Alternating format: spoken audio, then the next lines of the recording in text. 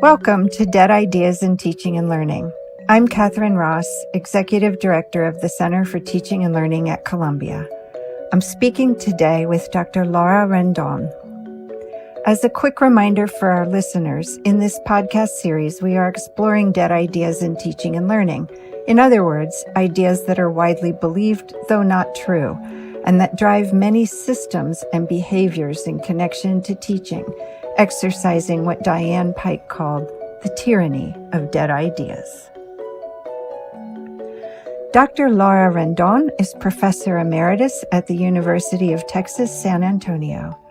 She is nationally recognized as an education theorist, activist, and researcher who specializes in college preparation, persistence, and graduation of low-income, first-generation students. A native of Laredo, Texas, Dr. Rendón's passion is assisting students who, like her, grew up in poverty with hopes and dreams, but not knowing how to realize them. She is credited with developing the theory of validation, which colleges and researchers have employed as a framework for working with and affirming low-income students. Dr. Rendón is also a teaching and learning philosopher and thought leader. She is the author of the book, Sentipensante, Sensing, Thinking, Pedagogy, Educating for Wholeness, Social Justice, and Liberation, in which she developed a pedagogic framework that emphasizes intellectual, social, emotional, and spiritual student development, along with incorporating social activism. Welcome to our Dead Ideas podcast, Laura. It is such an honor to have you as our guest today.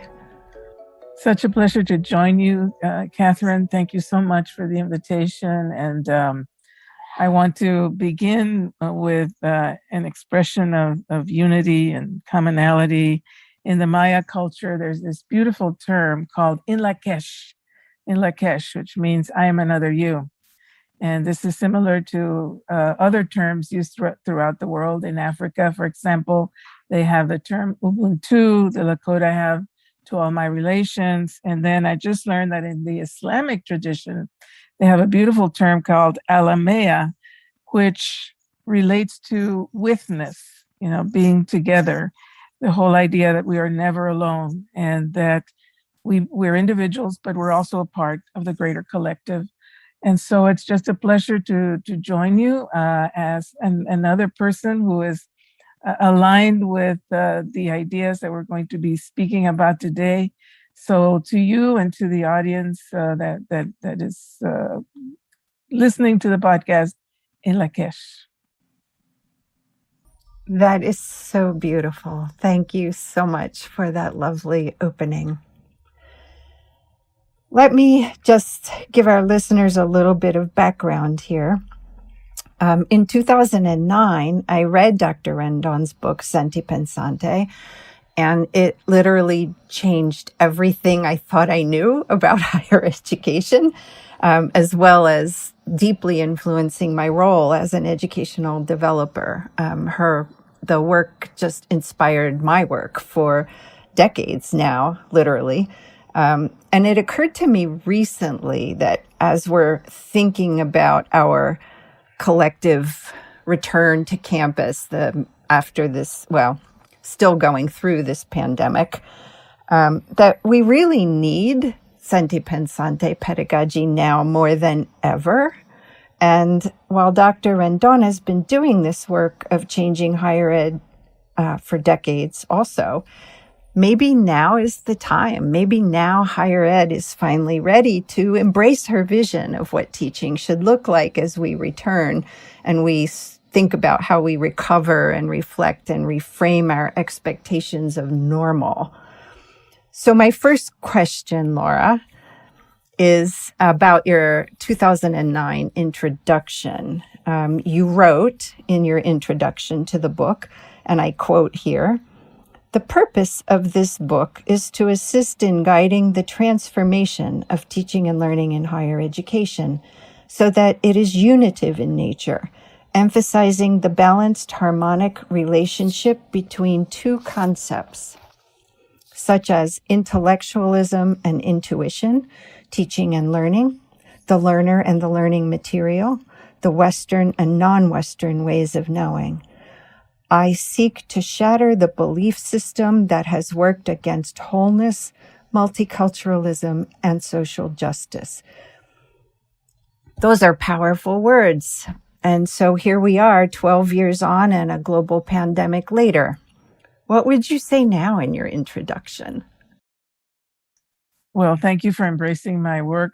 First of all, Catherine, that means a great deal to me. And I've also learned over time as I develop into wisdom, which is a constant process, as you well know, that sometimes ideas take a while to take hold. There's some that, go out there and, people latch onto them fairly quickly, but there are other ideas that take a long time.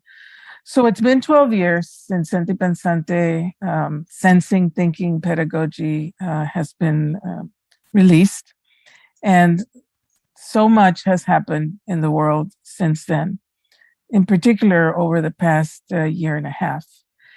And so there are a few things that come to mind in relationship to, how do we move forward with the ideas expressed in Sentipensante pedagogy. Number one, of course, is that we need to recognize that the world is getting much more complex, much more fragmented.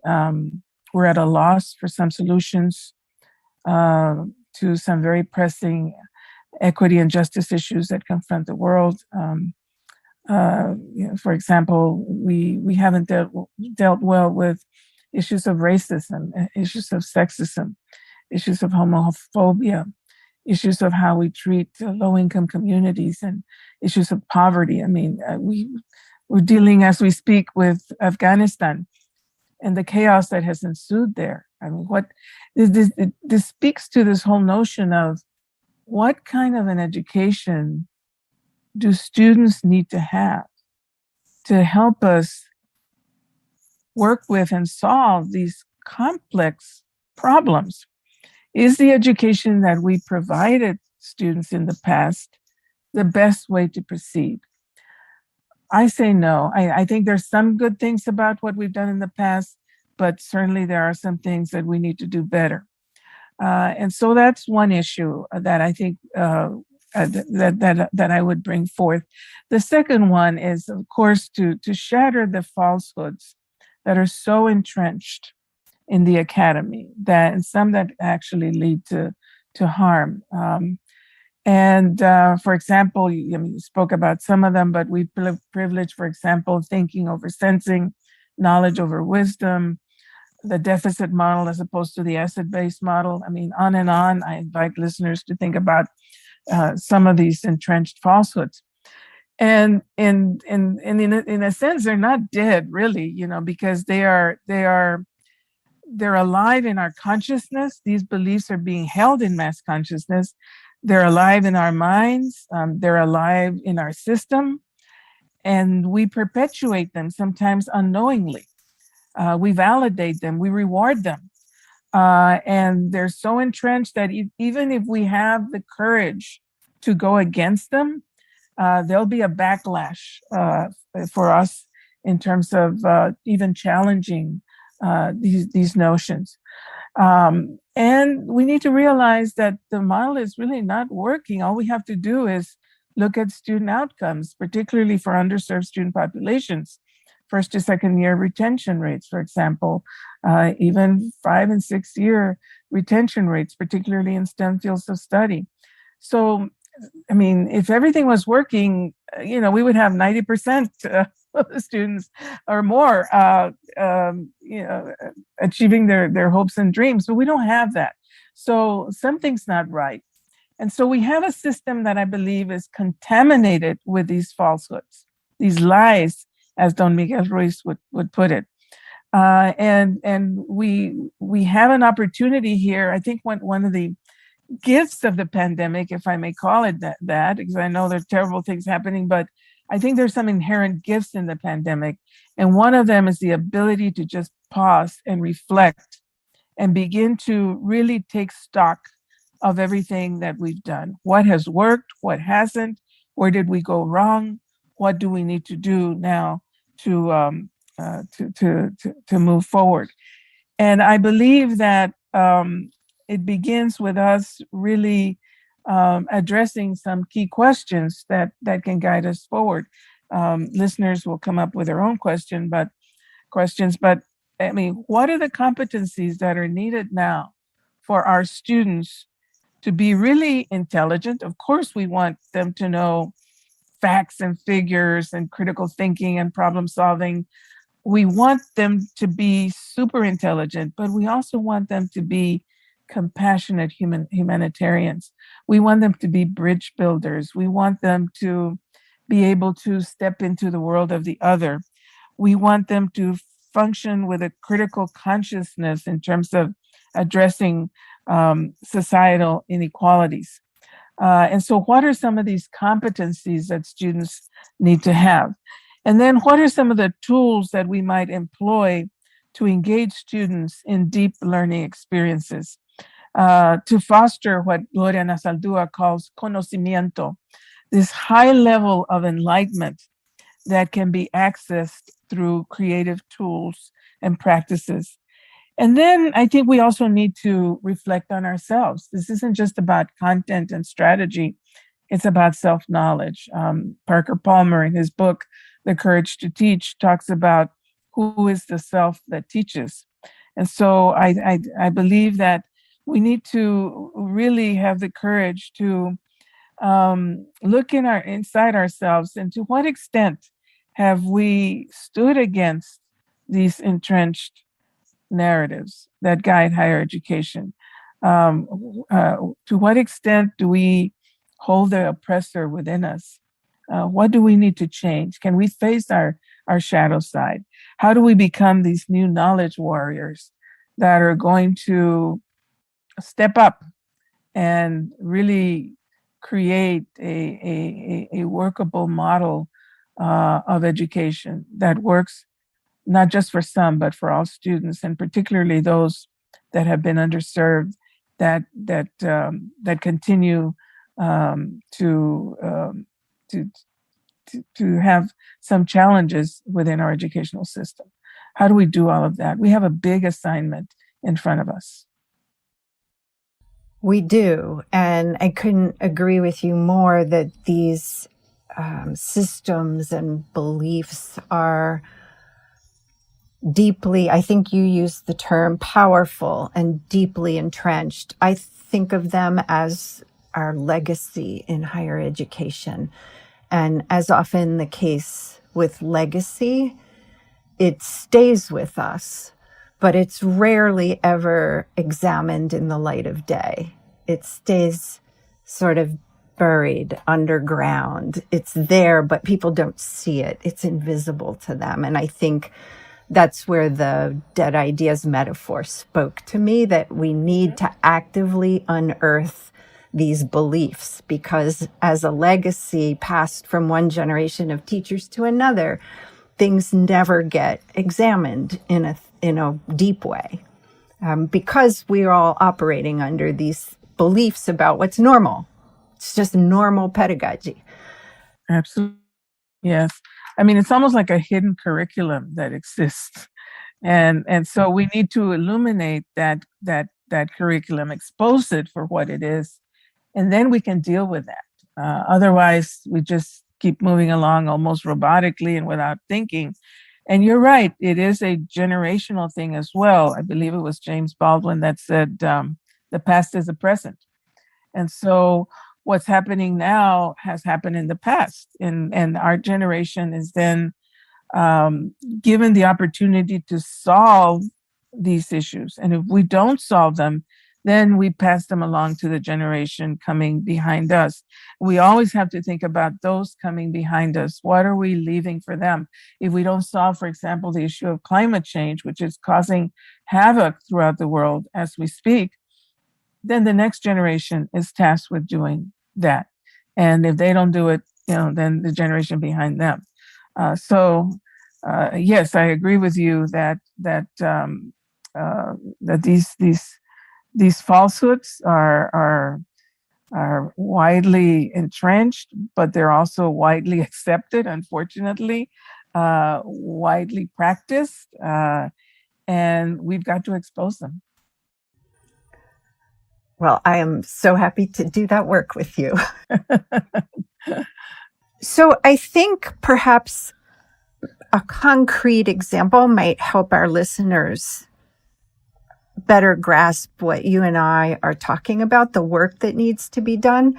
And I think the agreement you identified as the separation agreement, which is, that instructors are separated from students, disciplines are separated from each other, students are separated from each other. That agreement in particular touches on so much of the teaching and learning behaviors that we consider normal. I thought it would be really interesting for the audience if we could unpack some of the underlying tenets of the separation agreement that you identified in your book. So I will just name the tenet and ask you to think about what you were just saying, right? That we need to change these things. Here's some really concrete things. What should we do differently? So one of the underlying subtenets of the separation agreement is that teaching and learning are linear. Information flows primarily from teacher to student. Yes, that separation agreement is firmly and deeply entrenched. But let me backtrack a little bit to indicate to you that that chapter in my book where I expose some of these belief systems or agreements, as I call them, that chapter is inspired by Don Miguel Ruiz and his book, The Four Agreements.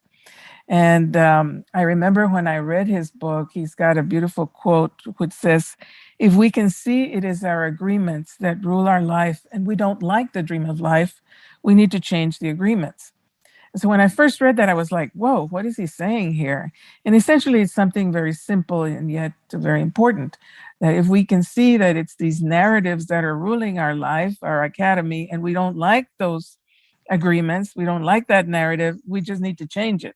That's essentially what he's saying. And he's basically saying if we want to function well in the world, there are only four agreements that we need to follow. Be impeccable with your word. So, speak with integrity, for example. Don't take anything personally. And that's kind of hard to do at times. Another one that's kind of hard to do is don't make assumptions. And then I've learned that most times assumptions are incorrect. And then always do your best. So reading that book taught me more about transformation and about illuminating these narratives than anything else that I have read. So I just want to give credit to Don Miguel Ruiz and his beautiful book, The Four Agreements. The other thing that comes to mind here as a way of context is that in many ways we are dealing with the resolution of dualities. That we tend to see the world in either or ways, and what is being offered to us, for example, when we look at the duality of teaching and learning, is not so much that we see either teaching or learning, but how these two concepts actually work in oppositional complementarity. They're opposites, but yet they complement each other. And so looking at these concepts of teaching and learning student, etc., allows us to then, really become aware of what's inherent in those dualities, and that sometimes there's something more that comes out of those dualities, like a third reality, for example, that I'll speak to in a minute. So you asked about teaching and learning being linear as an agreement, a narrative that is in place in higher education. So I believe that teaching and learning exist in relationship. They're intertwined. Teachers can be learners can be students. I just wrote the foreword to a new book called The Courage to Learn. The Courage to Learn. It's co-authored by Paul Michael and Marcia Ames Shively. It's the companion text to Parker Palmer's book, The Courage to Teach. And basically, in The Courage to Teach, Parker questioned the false choice represented when people ask, what's more important, teaching or learning? He basically said, hold those two concepts in tension and see what you learn from that. But he also asked, who is the self that teaches? And for us to really become self-reflective and work on our inner life skills.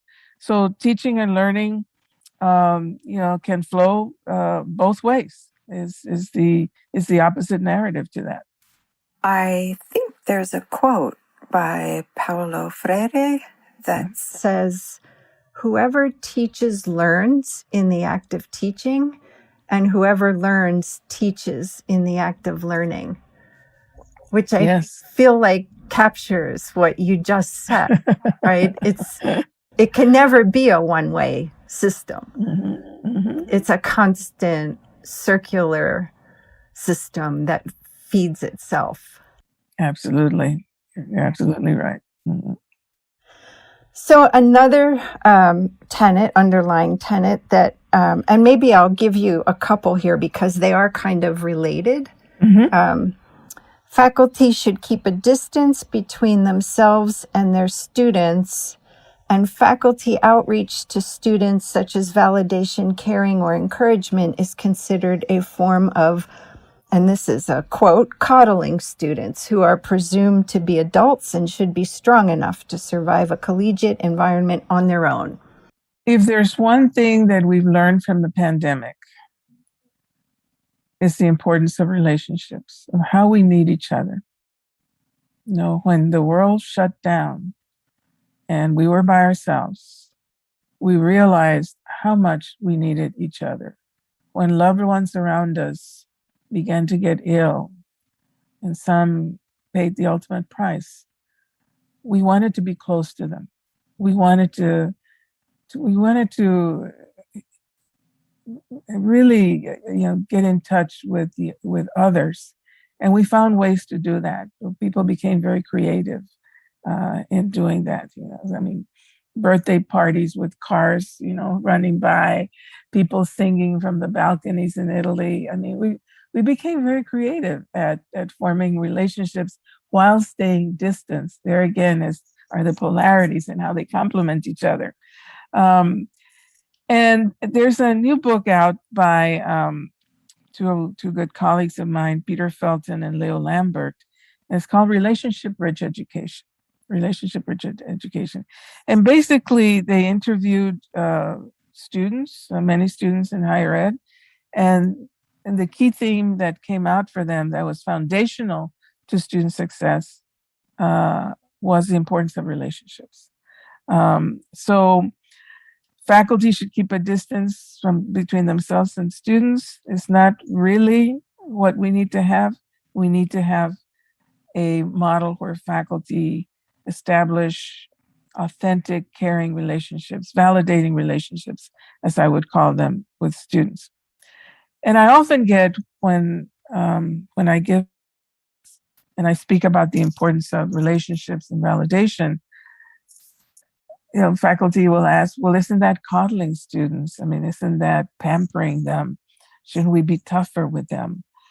And it's important to note that we're not talking about making students weaker here. We're actually talking about making them stronger. When I see programs such as the Puente Project in California and Catch the Next Project here in Texas that are validation-rich projects, I don't see weak students. They started out, especially low-income first-generation students that come to college and sometimes they don't even know what questions to ask. They need someone, especially that first semester, those first weeks in the semester, they need someone to reach out to them and let them know that, I'm here for you. I want to help you. I think you can succeed. You can do science. These are the kinds of validating statements and practices. The other thing I've learned about validation is that it has a long-lasting impact. When I ask faculty and staff, can you think of the person or persons who have been there for you in your life? The people that you can turn to, the people who lift you up. And they talk about their parents, they talk about their kids, they talk about a mentor, they talk about a coach, whoever it is. And that relationship may have happened 10, 15, 20 years ago, but they still remember it today. And that is the impact of that validating relationship. So instead of separation, let's talk about relationships. Let's talk about, really working within a paradigm where we adhere to the notion that we're relational human beings. And we learned that in the pandemic. All of a sudden, we were like, wow, we need each other. We certainly did. And I think students demanded it in some ways, in maybe a way they hadn't previously sitting in a classroom. They recognized, at least some of the students I spoke with in this podcast series, they recognized that they needed that community and they needed the connection to their professor. And even when I asked some students, because many schools like Columbia went to pass-fail grading, which, is grading, motivating learning is another one of Diane's dead ideas, right? And I asked students what happened to their motivation for learning with the switch to pass-fail. And they said that they actually found it freeing in that they could pursue questions they were passionate about. They could be more honest about their own work and noting the flaws in it because they weren't going to be risking their grade point average. And that what really motivated them, and they saw this in their peers as well, was the relationship they had with the professor, that they didn't want to let the instructor down because that relationship was so valuable to them. So I think your words are spot on for how the pandemic has really shone a light on this need. That's a very powerful statement that the students made, that they didn't want to let the instructor, the teacher down. That's exactly what I've heard when I speak, to low-income students in a project that is so validation rich. And when I ask them, so why are you still in college while others have left? They'll say, we're in disbelief that we're getting this here. And we owe it to them to stay. We don't want to let them down. If they're doing all of this for us, we owe it to them to not drop out. And so that's the power of these validating relationships that we often overlook, unfortunately. Yes. And I think in a related question that I have, it's also tied to some very deeply entrenched beliefs about merit and how students succeed or don't in our systems and our beliefs around teaching and learning. You note in your book, in Sentipensante, that there is a scientific origin for this idea that there is a kind of survival of the fittest, and that somehow in higher education we've adopted this agreement where we privilege competition over collaboration, right? Over the relationship building collaborative ways of teaching and learning. Competition is what is highly valued, and we call that merit.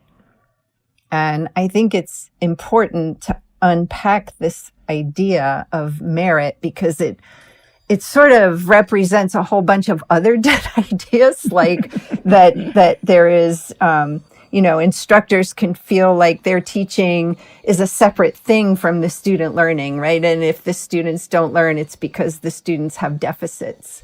It's a student problem, right? Because they don't see the teaching and learning unity that you describe. So I think even Carl Wyman, the Nobel laureate physicist who spent like 20 years trying to change how, more than 20 years probably, trying to change how science is taught, I asked him what's the biggest barrier to getting instructors to change their teaching. And he said the idea that it's always their students who are the problem. So it's a very powerful, deeply entrenched idea. So I'm curious, like, this idea of merit, it drives everything, right? Grading, how we assess students, credentialing, getting internships, all of these things are based on this.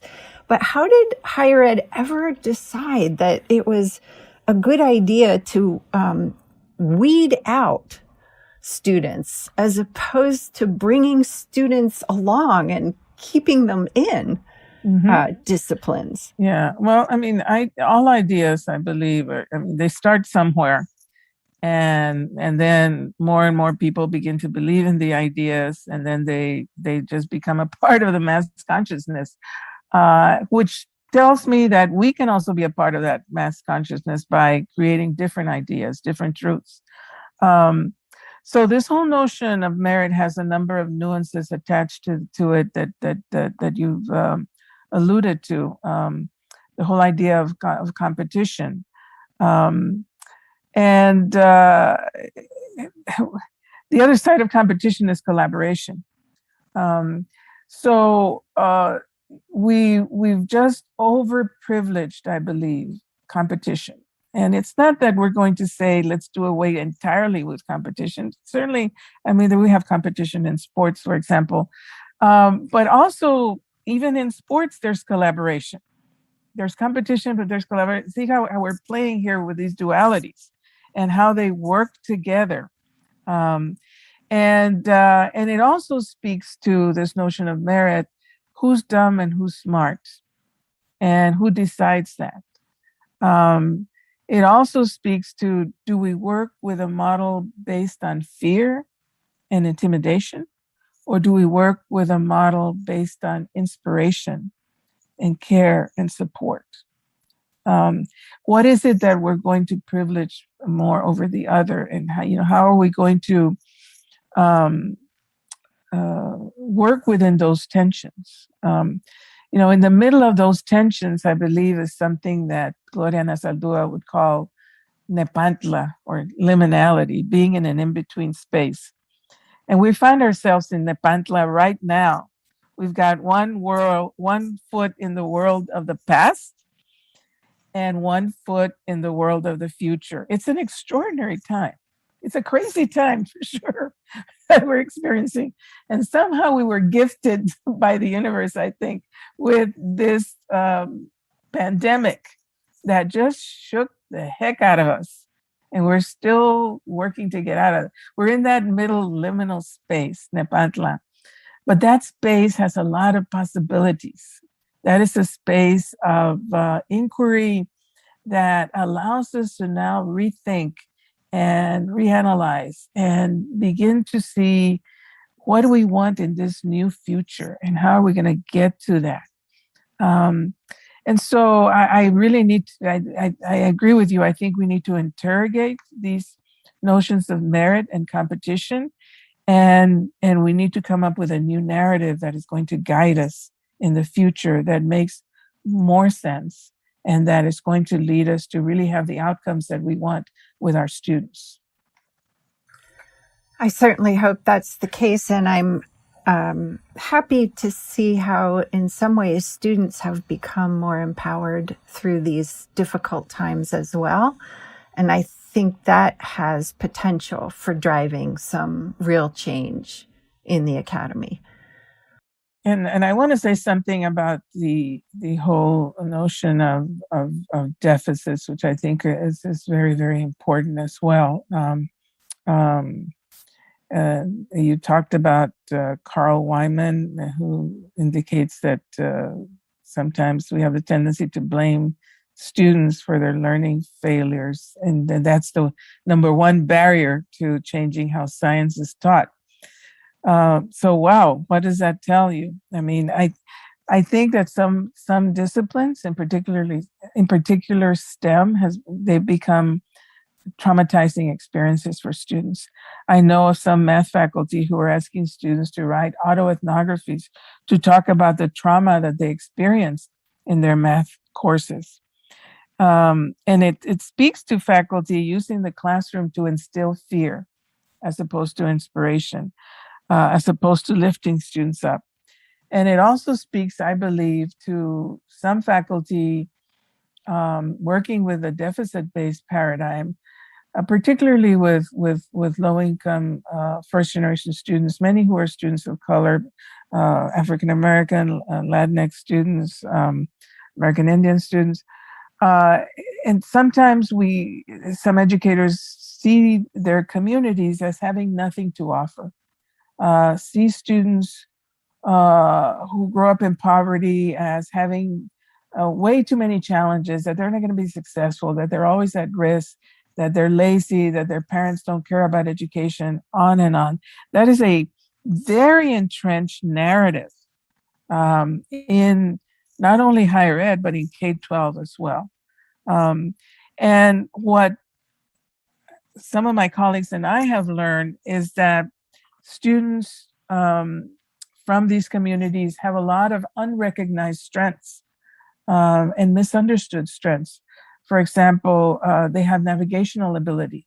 They're coming to a new world of college that is very different from their home realities, and they've learned to navigate themselves within that new context. They have hopes, they have dreams, they have this beautiful asset that we call giving back, that they want to earn a college degree, and they want to learn a lot, but it's not just to have a degree to hang on the wall. I mean, that's nice. They want to use their education to help their communities, to serve as role models for their family, to make this world a better place to live. So they want to be, for example, in Engineers Without Borders and Doctors Without Borders. It's a beautiful asset. They have the asset of resistance. They've resisted poverty. They've resisted micro and macroaggressions coming at them all the time. They have the asset of resilience. They've bounced back from many challenges that they faced. So we need to recognize the assets that these students bring and leverage those assets with what we do in higher education. Wow. Yes, that's all I can say. I second, third, fourth, and fifth that. I was hoping maybe as we wrap up here that you could share, I know you have many sources of inspiration, but what really keeps you motivated to believe in the possibility of change in higher education? Well, I've always been a hopeful person. I believe we always need to have hope. And I've realized also that I may not see, in fact, I don't think I'm going to see everything that I want to see changed in education in my lifetime.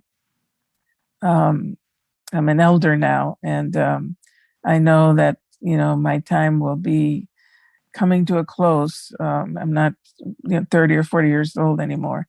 And I can say, well, I'm not going to see them, so I'm going to give up. No. I may not see what I want to see, but at least I will know that I was a part of the process of creating the change that I seek to see. And that really, really keeps me going as well. And the honor of my life has been to serve as an advocate for students who grow up like me in poverty, and really helping them to realize all of their goals, all of their aspirations. And so I'm inspired too by so many students that have had so many challenges in front of them, many more than I've faced. And I'm like, wow. And all of their accomplishments, they were told they can't succeed. They've been undocumented. They've had health challenges. I mean, they've experienced racism, they've experienced sexism, they've experienced many, many, many challenges. But they kept going. They kept going, and I'm just so inspired by these students. I mean, I can't give up on them. I can't give up on them. I have to remain hopeful.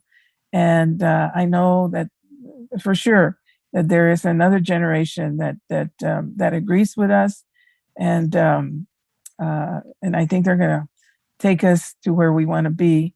It may not happen quickly, like I said earlier. These things sometimes they take time, but we can't give up hope. No, we can't, and I thank you for that. And I also thank you for being part of my process of trying to change higher education.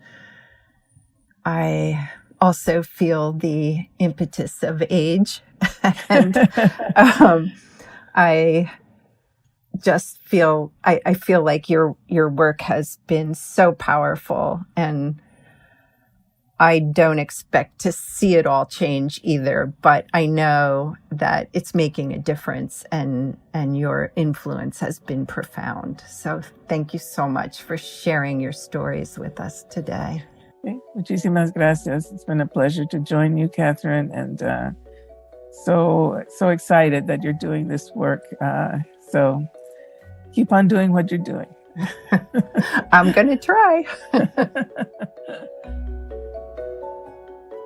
If you've enjoyed this podcast, please visit our website where you can find any resources mentioned in the episode, ctl.columbia.edu/podcast.